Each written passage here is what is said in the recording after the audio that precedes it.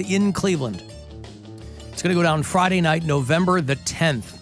You'll be sitting on these for a minute, but you'll have them. The Romo Fijo, RocketMortgageFieldhouse.com. Tickets, info, everything else is there. I will set you up here. Prepare for Depeche Mode this fall. Good luck. Rock and Roll Hall of Famers.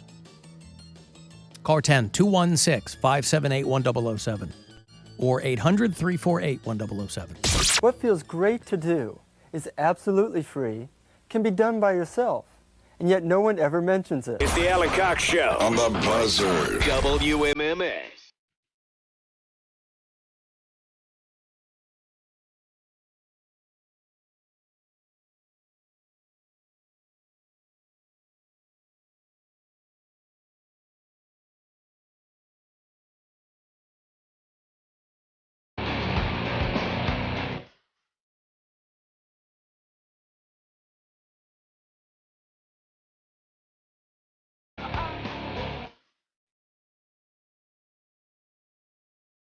Still the best song on the Blue Album. I'll plant my flag in it. Weezer announced they're on tour, too. They're coming. They're going to play Blossom in June. You see Weezer's coming? I did not see that, but I'm going to say my favorite song from the Blue Album is Say It Ain't So. Oh, all right. Well, there you go. It's a great song, too, though. That's an album you can put on and just let it play all the way through. Yeah. There's not a dud in the bunch. Weezer on the Indie Rock Road Trip Tour that will bring them to Cleveland to play Blossom on June the 16th. The tickets will go on sale this Friday at 10 a.m. Modest Mouse and a little band called Mama, if you're familiar with them. It's two girls. It's a duo from L.A. who have an interesting take on things. So if you're a Modest Mouse fan or a Mama fan or a Weezer fan, Weezer's taking a whole bunch of different support acts out with them. We get Modest Mouse and Mama. So anyway, who cares? If you're a Weezer fan, put that on your radar. June 16, they're going to play Blossom. And LiveNation.com. I imagine we'll have tickets at some point. But do I have Weezer tickets next week? I do. Nice. Weezer tickets next week, 520 all week. I will also have Kill Switch Engage tickets for you. You know, we're ramping up to our new metal show. We're postponing the premiere a week because we didn't want to conflict with the Cavs this Saturday night. So next Saturday night, we'll premiere our show called 2 Hours to Midnight with me, Corey Roddick, and Pat Butler, representing the metalhead contingent here at iHeart. So just about every Saturday when we're not cut in by a ball game or something, it's going to be 2 hours of metal. And if you want to submit your band, if you have a suggestion, because I want to know what you got. Otherwise, it's going to be me and Corey and Pat dicking around for 2 hours every Saturday night, which is completely fine, by the way. You know, we got to get this thing off the ground. But you can submit whatever crosses the transom of your mind metal-wise, because people are like, are you going to play this? You can play all of it. Play industrial, play thrash, whatever strikes our fancy. The email is the number 2HTM at WMMS.com. It'll come to me. Anyway, next week, Kill Switch is going to do April 15th at the Agora.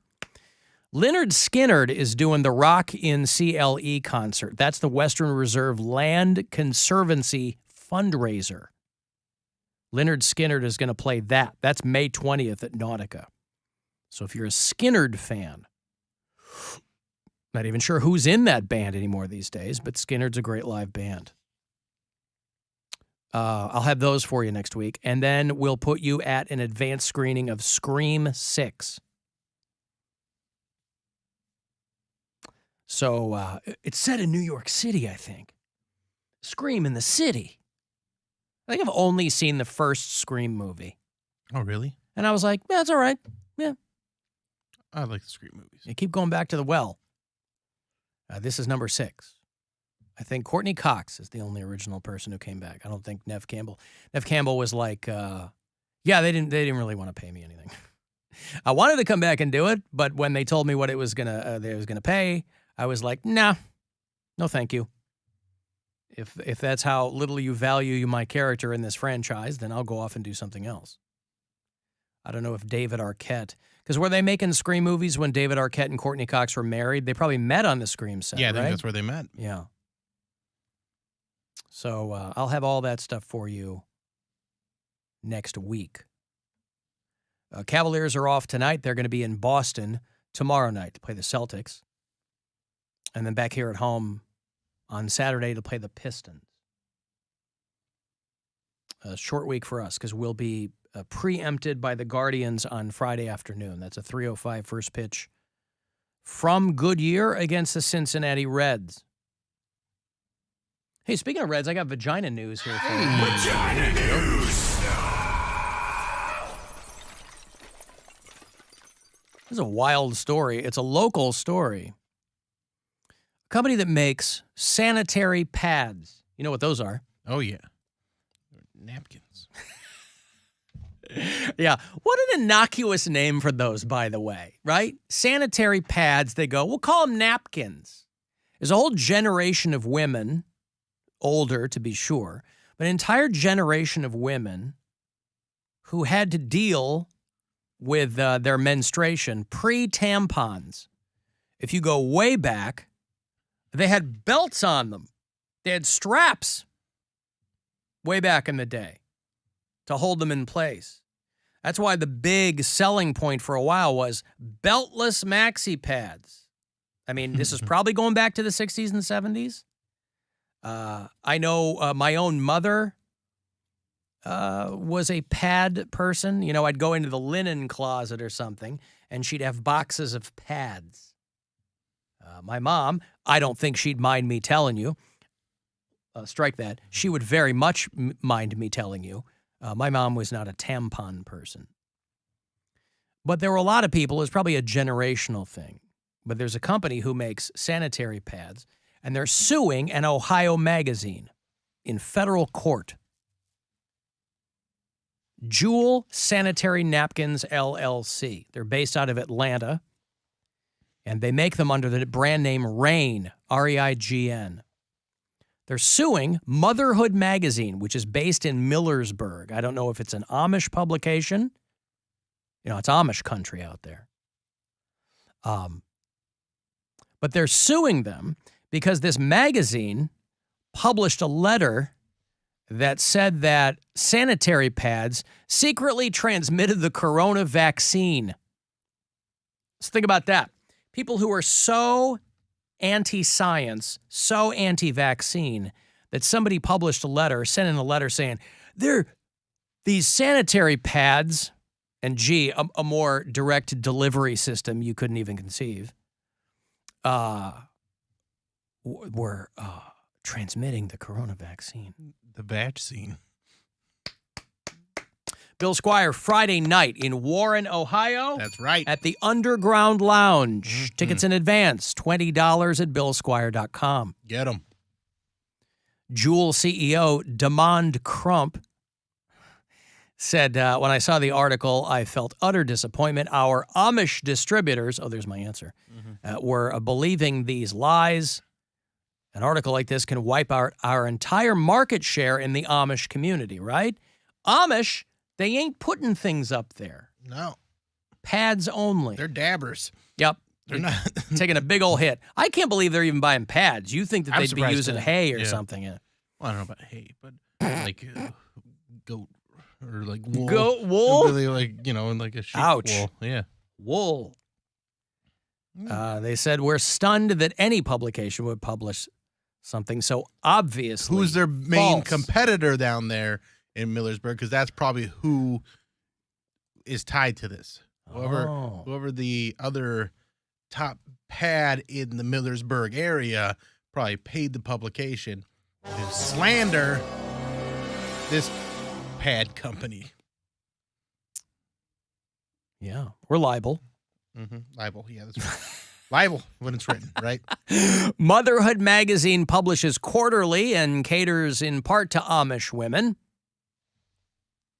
The letter issued a warning about the pads and said that the product was using ingredients similar to the COVID-19 vaccine because, of course, all of a sudden, everyone is a doctor. A world of dummies who are convinced they're geniuses. Science! So they're suing Motherhood magazine out there, saying that it's entirely false that anything associated with their product. I mean, it's ridiculous that you have to hire a lawyer and enumerate these things in a court of law, you know. Yeah, our sanitary napkins aren't dosed with the coronavirus vaccine, you morons. Sales of this company dropped by 50%. So they're taking them to court. Let's hope that it works out in there. But boy, it's not every day that you see a sanitary pad lawsuit go all the way to federal court. In 2023. It's in not, 2023. You were not expecting that in 2023. No. But the Amish community out there flexing their muscle, you know? Because what are they? You certainly don't want this as a mark on your record. No way. I mean, you've got furniture. You've got amazing bakery products. What are the Amish known for? Those things. Pies. You certainly don't want uncode stairs. What? I said uncode stairs. What? Stairs that aren't up to code. No. Say it the way you said the first time. Uncode stairs. Uncode stairs. I thought he meant S-T-A-R-E-S. S-T-A-I-R-S? Yes. Uncode stairs? Stairs that aren't up to code, yeah. Is this? And that refers to what? I worked in carpentry, and from what I've heard, their stairs are not up to code.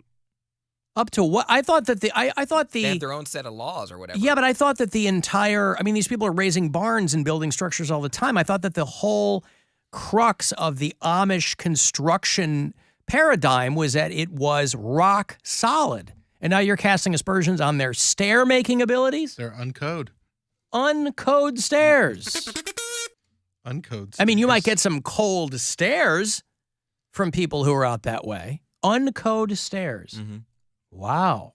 That's from all my carpentry friends. They used to complain. You are really leveling some. Yeah, but it sounds. They took our jobs. It sounds more out of professional jealousy than anything else. It's not. If they were doing it correctly, it's like, damn, like we need to get. Yeah, but were there Amish constructed stairs that were falling apart? There were people. I had friends in carpentry that were like losing business because the Amish people would do it for cheaper. But that just means it wouldn't be up to code. They undercut them. Oh, I see. Well, in my neighborhood, I would see people paying twice what it would cost to have a new driveway put in. A couple of years ago during COVID, we had a new driveway and patio put in. And we were getting quotes. We got this really low quote from these Amish dudes. But the scuttlebutt down at the precinct was that, oh, yeah, they'll do it in like a day, but 50-50 on you're getting what you could be getting. So I guess to that point, I see what you're saying. But I would think that stairs would be something you wouldn't want to really cut corners on. Stairs. I'm just saying what I heard. I heard it through the grapevine. Yeah. Uncode, but it's uncode not even stairs. The Amish thing. It's the phrasing that he used to say the stairs aren't up to code. Uncode stairs. Uncode. Well, that's uncode. I'm not even mad about it. I'm gonna make that a thing. Oh, that's uncode. If something's not up to snuff, from now on it's uncode. What? Uncode. What? Uncode. Uncode. Oh, you don't like that? How was your dinner last night? Uncode. My dinner was not up to code. How'd your date go? Uncode. Because I thought you said you can get cold stares from Amish people. Like if you're going through Amish country, they'll look at you like, you 21st century whatever. You know, the Luddites out there. Whatever. They got the Xbox out in the barn, but still giving you those very insulated community, and so they're giving you cold stares. That's what I thought you meant. Mind your business, English. I haven't been to Amish country since I was a young guy, like high school maybe. I miss it. I want to go back. You miss it? It was. Do you want to show them? Nice. Are you going to show them how to build stairs that are code? Because I still don't know how to build stairs that are up to code. I just know theirs were wrong from carpenters that did know what they were doing. So were your carpenter colleagues then like brought in to like fix those issues, or were they just complaining that they were undercut by the Amish? Both. Were there quilts uncode as well? I mean, any thoughts? Did you have any friends who were in the weaving or looming community who were complaining about Amish quilts? Not that I know of, no. So how are they able then to do this kind of work and ignore codes? I don't know. You're asking me something that I Well, you're the person who brought this to our attention. Yeah, no, I don't know. Is this slang that other people in the carpentry field use? Do they say uncode? No, that's probably just me. Okay. That's the part that I love the most. Uncode. Uncode. No, stairs. Uncode. I don't know if there's like a law or something like that. There's codes that you are supposed to build by, I suppose. Well, no, I understand. I guess insurance won't cover. That's a given. I'm just saying I'm surprised that, yeah, okay, if they do it cheaper and faster, but then you have something where they've ignored the codes, how is that worth your time and effort? I mean, if you're the purchaser, I don't know how you're going to end up with somebody coming out going, you got to redo all this. I imagine that's probably why a lot of people get annoyed because they're like, I got to come back. The client is upset because they have to repay to get it built. And then the carpenter is probably upset, the contractor or whatever, because they're like, well, if you had you not tried to like undercut me in the first place, right, you wouldn't be in this mess. Maybe it's the perfect planned obsolescence. You go, well, I got to have this redone. Once again, Amish do it cheaper. You get them back out. They do it cheaper, but again, not paying attention to the codes. And then you have more problems and you go, all right, third time's a charm. It's all I can afford. And maybe it's not all the Amish. Maybe it's just like... I thought you were implying that they built the stairs that you fell through when you were trying to move your refrigerator up the back steps. I'm suing all the Amish for that. So someone's going to pay for that. Yeah. No, that I almost fell through. No. Lawyer Poundcake back in action. Alan, you guys need to uncody. Agreed. Oh, come on. Agreed? All right. You're relieved of duty. Two-man show the rest of the week, huh? There you go. You're dismissed. Okay, bye. I mean, I can answer my own phones. You don't got the balls. Yes, he does. He going? He'd love to split. He's walking out the door. Yes. Anyway, there's your vagina news. He didn't take any stuff with him. He what? He's back. Oh, he's back. No, he's going to get his stuff. Yeah. He's taking his ball and he's going home. Is he throwing things around the room? What is he doing? No, he's collecting all his stuff and he's heading out. Yeah. Al and I work in Middlefield, and one time an Amish guy walked up and said, I'm going to go home and have my wife make me a pie and then walk away. Oh, maybe that was a euphemism. That's pretty good. Okay, well, is he gone? Is that what's going on? I don't see him in the room. Okay. Come back, stay tuned. After break, found out if Poundcake really walked out on the show. Mm-hmm. That's a teaser. Well, I told him, I said, you can go. I mean, he didn't want to be here. Was that what we? Well, someone said to uncode. Uncody. Mm-hmm. Right. Uncody. Yeah. And he said, okay. Okay. Al, when I used to do construction, about 50% of my jobs were fixing Amish work. Some of them don't pull permits, so they don't care about code. Yeah, I mean, I don't see the value in paying less only to have to invariably have something fixed. I don't get paying twice for something. Well, whatever. I got a break here. If you want to send a text, 35192, AlanCoxShow.com. That's where you can watch. And you can listen anywhere on the iHeartRadio app. Buzzard Radio. The Buzzard. Is Rover. Where is their bread buttered? Right here. This show. Rock.